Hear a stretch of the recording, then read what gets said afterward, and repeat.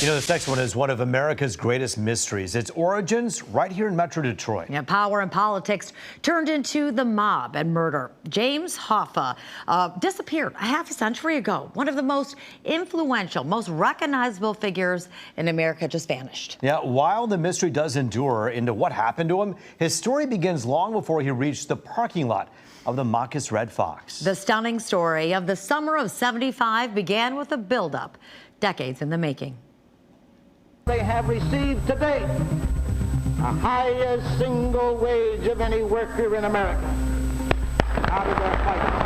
Jimmy Hoffa was kind of a force of nature. It's something that really kind of caught all of our imagination. He was such a large figure. Everybody knew about Jimmy Hoffa. He grabbed the spotlight. He loved it. But where is he?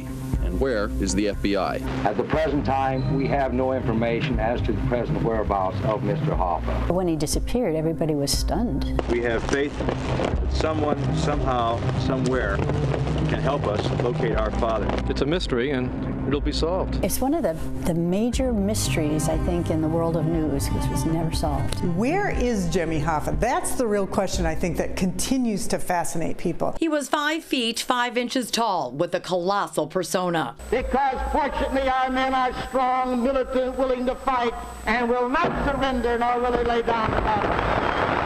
The legendary labor leader, unrestrained by law, unafraid of lawmakers, and undaunted by death. No violent action will take place against me. His hair slicked back and his palms greased, he walked with the swagger of a gangster, which is exactly the company he kept. We're exempting everyone but racketeers and hoodlums and crooks. I would like to have you draft that language, sir. I'm not talking necessarily about you. I'm talking about the people you've surrounded yourself with. His position as union president outsized only by his ego. And I don't compromise to nobody in my position. He is the centerpiece of the continuing conundrum of the 20th century. What happened to Jimmy Hoffa? The case perplexing law enforcement and puzzling the public. How could this happen? Who did it?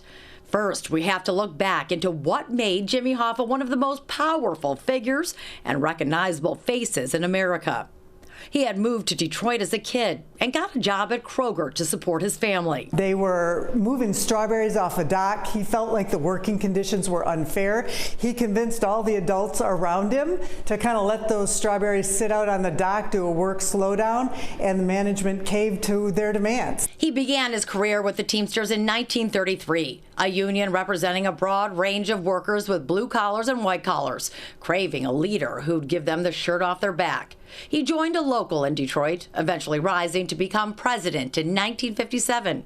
He opened his mouth and stuck out his neck, pouring his heart into his passion, the American worker. Under his leadership, membership exploded, growing from 75,000 in 1933 to more than 2 million in 1967. The pension fund amassing mountains of money, he turned it into a bank for the mob. Super low-cost loans when Las Vegas was getting built, things like that. His connections drawing the attention of the feds. I don't think that he belongs as head of the International Brotherhood of Teamsters. I think that is a national disgrace. His feud with John and Bobby Kennedy, legendary. It is another propagandized vehicle for Robert Kennedy to try to put through in the United States a wiretap bill. Hoffa frequently testifying and frequently testy. There's no question about Mr. Goldblatt, although there can be a question about Mr. Hoffa. There's no question about Mr. Goldblatt. Oh, wait a minute, just a moment. Don't say anything about a question about Hoffa. There is no question about Hoffa, and don't you say that either. Don't you say that I'm a communist or even affiliated with one. You said that enough around this country, and I want the American press to know that I resent the fact that there is any inference that I'm a communist, that I'm associated with or controlled by communists, and don't use this as a sounding board for headlines for that purpose. And I appeal to the chair that that be taken out of the record and that nobody cast any aspersions on my loyalty to this country. Finally, in 1964, the law caught up with him. The feds convicting him of fraud, jury tampering, and conspiracy. The verdict upsetting the members who appreciated all that he'd done for them. How do you feel about Jimmy getting convicted? Well, I think that he got railroaded. He has done wonders for the truck drivers and all members of the Teamsters locals. He's done more good for us He's done bad. He went to prison in '67, a sentence of 13 years, later commuted by the president. James Riddle Hoffa, released from prison on parole by President Nixon. When he got out, he was determined to reclaim what he felt was his rightful role as president of the Teamsters. But under the terms of his commutation, that wasn't allowed. But that didn't stop Hoffa. He sued. He publicly ripped the sitting head of the Teamsters, threatening to out him for connections to the mob. When asked if he would like once again to become president of the Teamsters, he said carefully, any man who wouldn't want to be president of the Teamsters would have to be a fool or an idiot. Bill Applegate, TV2 Eyewitness News at the Federal Building. In his mind, he was untouchable, too important to go away, too brash to silence, and too tough to kill. Hoffa felt kind of invincible. He felt like nothing bad was going to happen to him in his hometown. While he tried to stay a step ahead of the law, he couldn't outrun his fate. Teamsters members were set to vote on their next president in the fall of '75. The mob didn't want him. Union leadership didn't want him.